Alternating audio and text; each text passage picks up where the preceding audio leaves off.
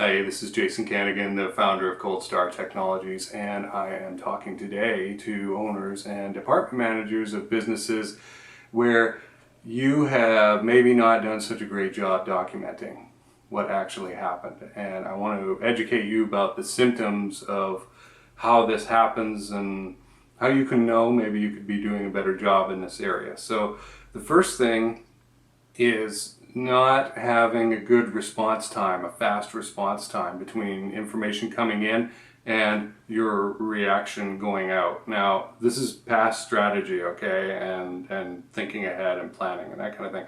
This is actual real-time response to what's happening on the field before you. And the best examples of this are to go back into history and look at battles that have happened. If you know anything about World War II, the Germans went in and absolutely smashed the French and won in like 40 days, that particular campaign, okay? And it wasn't because they had better equipment, because they didn't.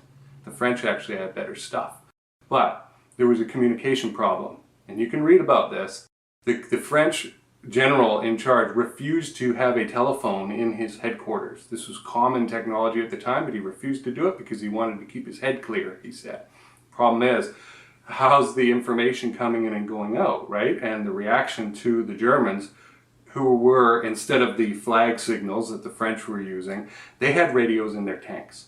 And they had another line back to headquarters. So they are able, the Germans are able to communicate very quickly, and their commanders are able to react to what's happening on the ground right now.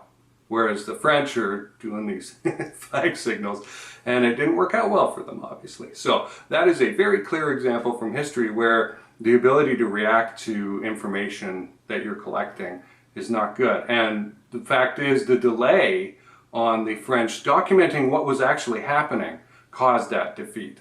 That is the major stimulus and response to that situation. It wasn't equipment or training or anything like that. It was the ability to manage the communications and receive input and document what's happening. Most companies are terrible at documenting. My business is all about process mapping, and we send agents out, they go and they interview your employees and find out what's actually going on. And a lot of business owners and marketing managers and production managers and that are dumbfounded to discover what their people are actually doing versus the picture they had in their head of what those folks were doing.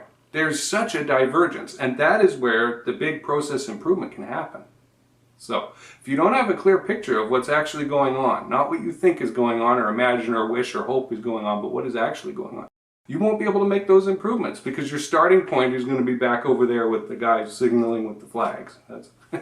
It's imaginary, okay? And you've got to get to reality. I've used this example before, and I'm going to keep using it because a lot of people haven't heard of it. In 1970, there was a shooting in California called the Newhall shooting, and in it 4 police officers were killed in a couple of minutes. And the reason was they were using service revolvers, which is not a gun with a magazine. It's with the revolving barrel. You think of the Old West, right? That kind of thing. And the story that was told, because it was not documented as well as it should have been, was that this particular police officer had fired off all of his rounds and he had to stop and reload. And he opened the cylinder to replace the rounds, and he was putting them in one at a time instead of using a speed loader, which may have helped.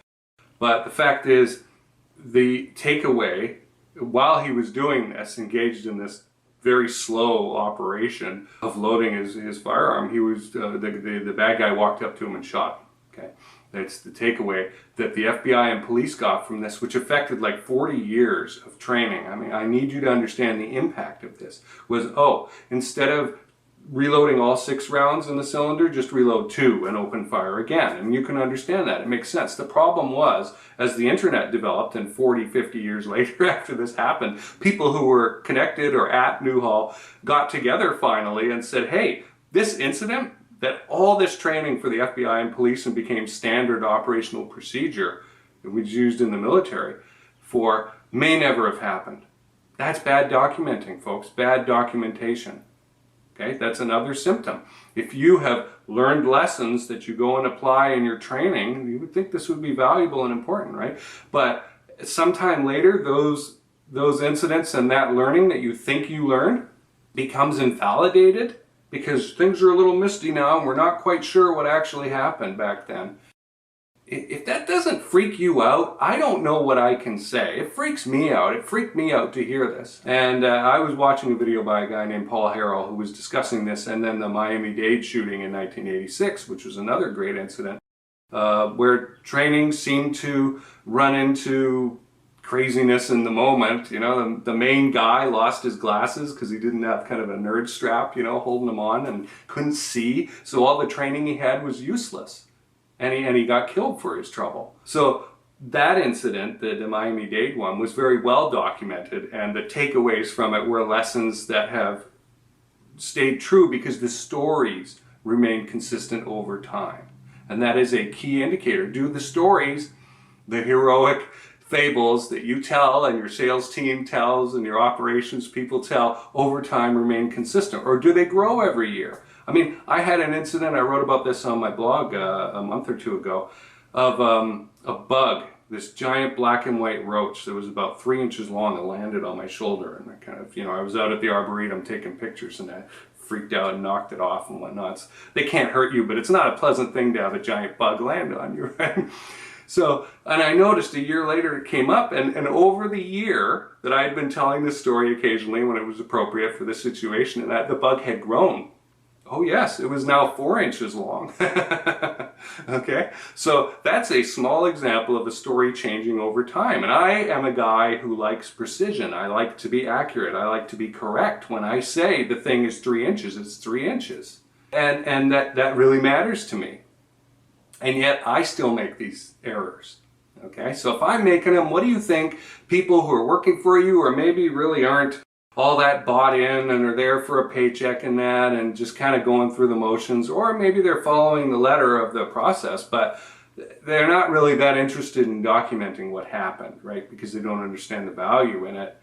What do you think they're doing? And the variance that's going on in the stories they're telling and the so-called lessons that your company is learning over time, right? I think the smartest thing you can do with a business is become a learning organization. And in order to do that, you have to be very good at documenting what actually happened, recording what actually happened. And it's not that easy. So you don't just send a guy with a microphone around or a video camera these days, right? That could be part of it. Sticking a GoPro on the head of your production employee may be the smartest thing that you can do. And watching how they fumble around and stumble through their day. And they will even tell you a new line employee may be the best person to do that with, because they will show you, look, this is done. And they'll say it, I keep screwing this up, and they know it. But who does that? No one does that I know of. Okay, that's the kind of thing that we will get you to do. And you know, I just shared it with you. You don't even need me to be hired and come in there or have a team member of ours sent out there to do it.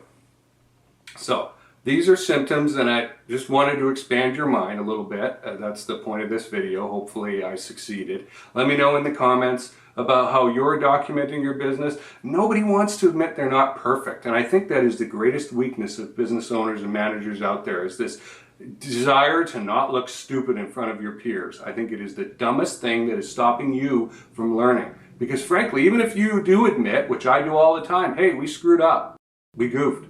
Even if you do admit that, frankly, people are not paying that close attention to you. Let's be honest, don't be narcissistic. They're going to forget about you in a couple of days. They're going to forget about that story. It's not going to hang around. Oh yeah, I remember the time Canigan really screwed up like that. Yeah, turn it into a story. Turn it into a documented learning lesson. What did you learn out of this that you know to be true now? Because that story is so well documented. What actually happened in customer service or production or whatever, it is not going to change over time because we have got it down pat. We actually really got a grip on what happened here. All right. If this sounds like something that you'd like to explore more about, turning your company into a true learning organization so that it can get faster in that stimulus response thing of what's happening in real time, right? And getting there fastest with the mostest, then come to us at Cold Star Tech and let's talk about your situation. Thanks for watching.